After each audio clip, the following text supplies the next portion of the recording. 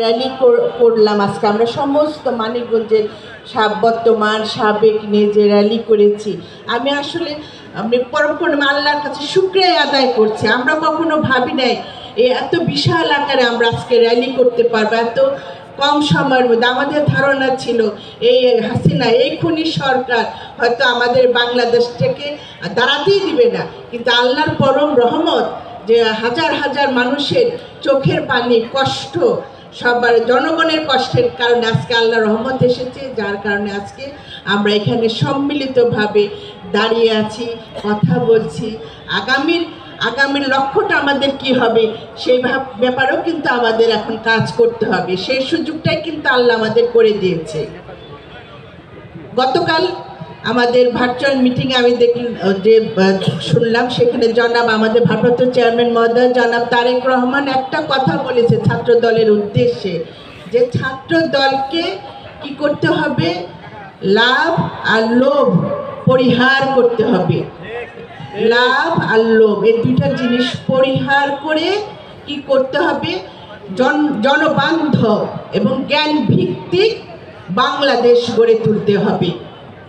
এখন আমাদের যারা ছাত্র দলের সাথে জড়িত আছে তাদের সবার দায়িত্ব তার সে কথাটা বোঝার, কি বলতে চেয়েছে। আমরা ছাত্র দল যে মানুষ প্রত্যেকটা সময় আন্দোলন সংগ্রামে থাকে, এই ছাত্র দলই কাজ করে, আবার বিপদেও ছাত্র দল থাকে। 5 তারিখের ঘটনার পরে যে বিজয়টা এসে তারপরে যে পরবর্তী পরিস্থিতিতে আপনারা সবাই জানেন এখানে কোনো প্রশাসন ছিল না, কোনো সরকার শূন্য দেশ ছিল। সেই সময় কিন্তু এই ছাত্র দলই পাশে এসে দাঁড়িয়েছে, জনগণের পাশে এসে দাঁড়িয়েছে। ছাত্র দলের সাথে সম্মিলিতভাবে যত অঙ্গ সংগঠন ছিল সবাই পাশে এসে দাঁড়িয়েছে, কারণ সবাই বাংলাদেশ জাতীয়তাবাদী দলের সন্তান, কর্মী, সৈনিক। তো প্রত্যেকটা পর্যায়ে কিন্তু এই দল কিন্তু জনগণের দল। বাংলাদেশ জাতীয়তাবাদী দল হলো জনগণের দল, জনগণের কল্যাণের দল। এই দলকে কি করতে হবে, আবার আমাদের ফিরিয়ে আনতে হবে। আপনারা দেখেছেন বিগত 17 বছর ভোটারবিহীন দামি নির্বাচনের মাধ্যমে মানিকগঞ্জ থেকে ধানের শীষকে ফেলে দেওয়া হয়েছিল। ভোটের মাধ্যমে না, কিন্তু বিনা ভোটে, মনে রাখতে হবে বিনা ভোটে, কারণ এই মানিকগঞ্জের মাটি ধানের শীষের ঘাঁটি। ভোটের মাধ্যমে না, বিনা ভোটে সেটাকে সরিয়ে দেওয়া হয়েছে। এখন আমাদের দায়িত্ব সেই ধানের শীষকে ফিরে আনতে হবে। আমাদের এই ধানের শীষকে ফিরে আনতে গেলে সকলকে কি করতে হবে, ঐক্যবদ্ধভাবে থাকতে হবে, সবাইকে এক হয়ে কাজ করতে হবে। এখন কিন্তু আমরা দল গঠন করতে পারি না। এখন কিন্তু সবাই যদি মনে করে যে না আমাদের পরিপূর্ণ পাওয়া এসে গেছে, এটা কিন্তু হয় নাই। এটা মনে রাখতে হবে, সেভাবে আমাদের কাজ করতে হবে। যেটা আমাদের চেয়ারম্যান মহোদয় প্রত্যেকটা এটা কিন্তু বলতেছে যে আপনারা জনগণের কাছে যান, জনগণের কাছে যান, জনগণের কথা বলেন, জনগণকে বোঝাতে হবে কেন ধানের শীষ দরকার। এই কথাটা জনগণের মাঝে পৌঁছায় দিতে হবে। জনগণের কাছে কিন্তু আমরা ভোট যেতে যাচ্ছি না, আমরা ক্ষমতা যাওয়ার কথা বলি না, আমরা বলি আমরা জনগণের পাশে আছি, জনগণের বান্ধব হয়ে আছি, জনগণের বিপদে আমরা আছি। এই কথাটাই কিন্তু আমাদের মূল লক্ষ্য হলো এই কথাটা বলা। জনগণ ঠিক করবে, জনগণ এখন বিচারকের দায়িত্বে আছে, জনগণ ঠিক করবে জনগণ কাকে দিয়ে এই সরকার প্রতিষ্ঠিত করবে। কিন্তু আমাদের একটাই কথা, আমরা যে এই দল হলো জনগণের দল, এই দলের মূল ভিত্তি হলো জনগণ, আমরা জনগণের পাশে থাকবো। এবং আমার প্রতিটা নেতা কর্মীর প্রতি আমার নির্দেশ থাকবে জনগণ যেন কষ্ট না পায়। জনগণই কিন্তু সবকিছু মূল শক্তি। এই জনগণের পাশে যেতে হবে। জনগণের যেন কখনো না বলে যে বাংলাদেশ জাতীয়তাবাদী দলের ওই লোক এসে চাঁদাবাজি করেছে, ওই লোক এসে সন্ত্রাসী করেছে, ওই লোক আমার বাড়ি দখল করতে গিয়েছে। এই কাজ যেন বাংলাদেশ জাতীয়তাবাদী দলের কোনো কর্মী না করে, এটা আমার অনুরোধ থাকলো এবং নির্দেশ থাকলো।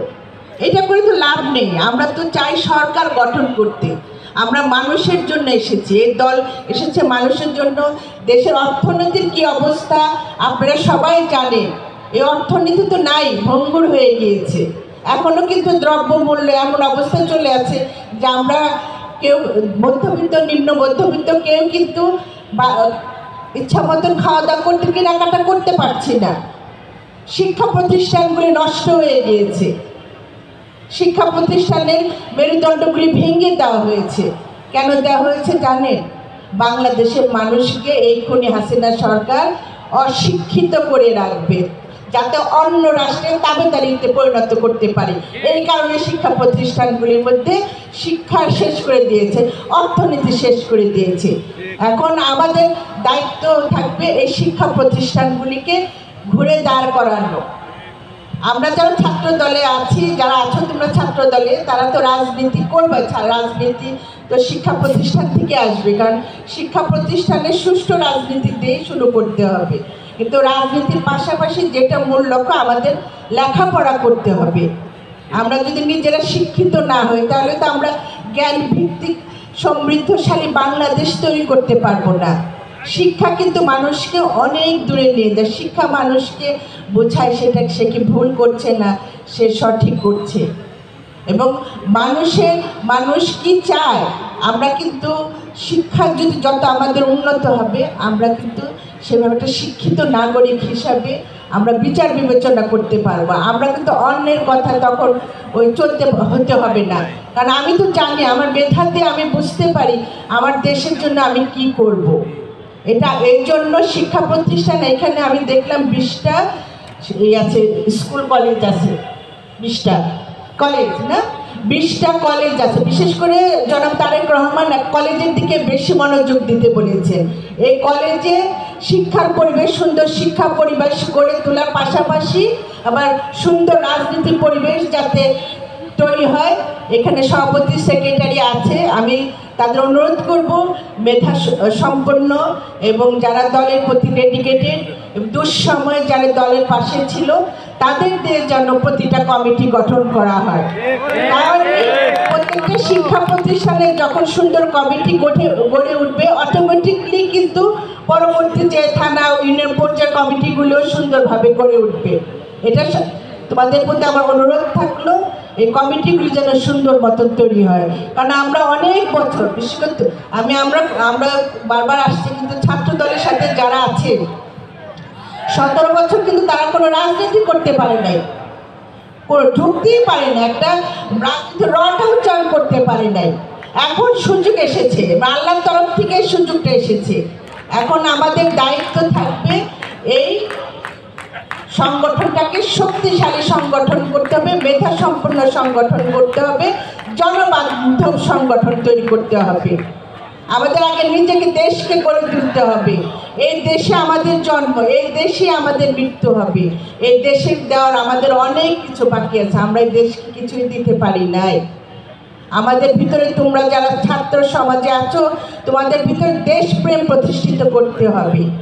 দেশপ্রেম লাগবে, তো দল প্রেমের পাশাপাশি দেশপ্রেম লাগবে। এই দুইটা যখন তোমরা একসাথে সমন্বয় করতে পারবে, তাহলে দেখবা এই তোমাদের যে স্বপ্ন, এই যে তরুণ প্রজন্মদের যে স্বপ্ন, যুব সমাজের যে স্বপ্ন, সেগুলো কিন্তু পরিপূর্ণ করতে, প্রতিষ্ঠিত হতে পারবে। এই যে 31 দফা যে জনাব তারেক রহমানের প্রতিষ্ঠিত যে 31 দফা যে করেছেন সেখানে কিন্তু উনি কিন্তু তোমাদের কথাই চিন্তা করেছে যে তরুণ প্রজন্ম, আগামী প্রজন্ম যারা আছে তাদের সুন্দর ভবিষ্যৎ গড়ার জন্যই কিন্তু 31 দফা করা হয়েছে। এবং যুব সমাজ তার লেখাপড়ার পরে যাতে তাদের কর্মসংস্থানের ব্যবস্থা হয় সেই দিকে উনি কথা বলেছে। উনি এও বলেছেন যে প্রাইমারি স্কুল থেকে আমাদের শিক্ষা পরিবেশ চেঞ্জ করতে হবে, কারণ আমার বেস যদি ঠিক না হয় তাহলে কিন্তু আমি উপরে ভালো স্টুডেন্ট পাবো না। এই কথাটাও কিন্তু জনাব তারেক রহমান বলেছে যে প্রাইমারি স্কুল থেকে আমাদের শুরু করতে হবে, আমাদের পুরো শিক্ষাটাকে ঠিক করতে হবে। একটা জাতির মেরুদণ্ড হলো তার শিক্ষা, সেই শিক্ষাটাকে আমাদের ঠিক রাখতে হবে। এই শিক্ষার পাশাপাশি আমাদের কি করতে হবে, সুন্দর মনের মানুষও হতে হবে, মন মানসিকতাটাও সুন্দর করতে হবে। আমি শুধু ফার্স্ট সেকেন্ড হব কিন্তু আমার মন মানসিকতা সুন্দর থাকবে না, আর তাহলে কিন্তু আমার সেই শিক্ষাটাও কিন্তু পরিপূর্ণ হয় না। আমাকে একটা পরিপূর্ণ আদর্শবান মানুষ হিসাবে নিজেকে তৈরি করতে, মানবিক গুণাবলী সম্পন্ন মানুষ হিসাবে যখন আমি পরিপূর্ণ হতে পারবো, তখনই মনে করব আমার পুরো শিক্ষাটা সত্যিকারের শিক্ষায় রূপান্তরিত হয়েছে। আজকের এই ছাত্রদল এই পর্যন্ত যে সংগ্রাম করে এসেছে, সেই সংগ্রামের ফসল কিন্তু এখন ঘরে তোলার সময় এসেছে। এই ফসল আমাদের বিচক্ষণতার সাথে কাজ করতে হবে। হঠাৎ করে একটা সিদ্ধান্ত নিয়ে নিব বা দেখা গেল ইমোশন দিয়ে কোনো কাজ করে ফেলবো, সেটা করা যাবে না। আমাদের প্রত্যেকটা স্টেপে খুব আস্তে ধীরে কাজ করতে হবে, কারণ আমাদের কিন্তু এখনো শত্রু সরে যায় নাই। এমনও দেখা যাবে এই শত্রু আমাদের ভিতরেও আছে। আমাদের লক্ষ্য রাখতে হবে যেন কোনো অনুপ্রবেশকার আমাদের ভিতরে না থাকে। আর অনুরোধ থাকবে যে যেখানে সাবেক ছাত্র দলের অনেকে আছেন, সিনিয়র নেতৃবৃন্দ আছেন, আপনাদের কাছে অনুরোধ থাকবে যে আমি অনেকের কাছে শুনি যে উনি তো অমুক ছাত্র লীগের লোককে সাপোর্ট দিতেছে, এইটা করবেন না দয়া করে। অনেক কষ্টে কিন্তু আপনারা যদি শহীদদের রক্তটা ভুলে যান, মায়ের কান্নার কথা যদি ভুলে যান, অসহায় পঙ্গু ছাত্র দলদের কথা যদি ভুলে যান, এটা কিন্তু আপনারা আল্লাহর কাছে থাকবে, আপনাদের বিবেকের কাছে থাকতে হবে। আপনারা নিজেরা সচেতন হন। ছাত্র দলের যারা আছে, যাদের এখন বর্তমান পর্যায়ে আছে, তাদের হয়তো ওরা এখন ওদের বয়স্ক, ওরা হয়তো একটা ভুল করতে পারে, কিন্তু যারা সাবেকে আছে তাদের কিন্তু দায়িত্ব বর্তমান ছাত্র দলে যারা আছে ওরা কোনো ভুল করছে কিনা সেটা সংশোধন করে দেওয়া এবং উপদেশ দেওয়া, পরামর্শ দেওয়া যে তোমরা এইভাবে চলো, তোমরা এইভাবে কাজ করো, তোমরা এটা ভুল করছো। তা সুতরাং পরিবর্তনটা আপনাদের আগে করতে হবে, আপনাদের মন মানসিকতা সুন্দর করতে হবে। সাবেক যদি ভালো হয়, নতুন অবশ্যই ভালো হবে, বর্তমান অবশ্যই ভালো থাকবে। তাই সবার প্রতি অনুরোধ থাকবে, অনুপ্রবেশকারীদের প্রশ্রয় দিবেন না, কোনোভাবেই না। আমাদের জনাব তারেক রহমানও কিন্তু বারবার একই কথা বলছে। এখন কিন্তু আর আওয়ামী লীগ খুঁজে পাওয়া যায় না, সব কিন্তু বিএনপি হয়ে গিয়েছে। এখন আপনাদের সত্যিকারের বিএনপি কি সেটা বের করাই মুশকিল হয়ে যাচ্ছে। এর জন্য আবারও বারবার সবাইকে সতর্ক করছি, আপনারা সতর্ক হয়ে যান, নিজের অস্তিত্বকে বাঁচানোর জন্য সচেতন হয়ে যান, নিজের ভবিষ্যৎ বংশধরদের জন্য সচেতন হন, এই মানিকগঞ্জের জন্য সচেতন হয়ে যান। শহীদ রাষ্ট্রপতি জিয়া রহমানের গড়ায় এই ধানের শীষ, এর জন্য আপনারা সচেতন হন। দেশনেত্রী বেগম খালেদা জিয়া এতটা বছর কারারুদ্ধভাবে ছিলেন, তার জন্য আপনারা সচেতন হন। জনাব তারেক রহমান এখনো যুদ্ধ করে যাচ্ছেন, প্রতিটা দিন তার স্কাইপিতে প্রোগ্রাম চলছে, প্রত্যেকটা এলাকায় লোকজনের সাথে যোগাযোগ করছেন, তার জন্য আপনারা সচেতন হয়ে যান, আমাদের নিজেদের বাঁচার জন্য সচেতন হয়ে যান। আমি সবাইকে আবার অনুরোধ করব, আপনারা একত্রবদ্ধভাবে ঐক্যভাবে এক হয়ে কাজ করেন। এক সময় কাজ করতে যে অনেক সময় অনেকে ভুল হতে পারে বা দ্বন্দ্ব হতে পারে। আমি মনে করি আজকে দেশের যে পর্যায়ে আমরা এসেছি, এটা স্বাধীনতার পর্যায়ে এসেছি, আমরা আমাদের অতীত ভুলে যে আমাদের দুঃখ কষ্ট, আমাদের যে বিভাজন যদি কোথাও থেকে থাকে, দ্বন্দ্ব থেকে থাকে, আমরা আজকে থেকে ভুলে যে আমরা একে অপরের সঙ্গী হয়ে একসাথে কাজ করব এবং মানিকগঞ্জে আবার ধানের শীষকে ফিরিয়ে আনবো, এই প্রতিজ্ঞাবদ্ধ হই। আপনারা আমার সাথে একমত আছেন তো? ইনশাআল্লাহ আমরা সবাই এক হয়ে একে অপরের ভাই হয়ে, বোন হয়ে, কখনো মা হয়ে, কখনো সন্তানের মা হয়ে, কখনো বোন হয়ে আমরা একসাথে কাজ করব, বন্ধু হয়ে কাজ করব, মুরব্বী হয়ে কাজ করব, সবাই একে অপরের একসাথে হেঁটে মানিকগঞ্জকে আবার ধানের শীষ ফিরিয়ে আনবো ইনশাআল্লাহ। সবাই ভালো থাকুন, সুস্থ থাকুন। অনেকক্ষণ ধরে আপনারা অপেক্ষা করছেন, সবার হাতে যাতে মূল্যবান ক্রেস্টটা দিতে পারি। আর যদিও সামান্য ক্রেস্ট, কিন্তু এটা মনে করি অনেক বড় সম্মাননা আমার এই সন্তানদের জন্য, যারা এই ছাত্রদল করতে যে আহত হয়েছে, কেউ নিহত হয়েছে। আমারও যারা নিহত হয়েছে তাদের রুহের মাগফিরাত কামনা করে আমি আমার বক্তব্য শেষ করলাম। ইনশাআল্লাহ আবার আপনাদের সাথে দেখা হবে।